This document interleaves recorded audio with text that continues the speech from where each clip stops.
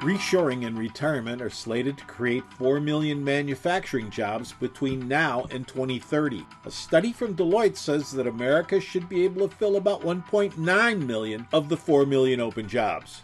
More than 40,000 machine operator jobs are expected to go unfilled. Roughly 38,000 machinist jobs will probably be unfilled. Even top machine shops are struggling to fill open positions. That's why so many forward-thinking machine shop leaders are turning to CNC machine-tending robots to fill the labor gap. If finding the right people is difficult now, and the condition is expected to get worse over the next 7 years, waiting to solve the problem isn't the answer.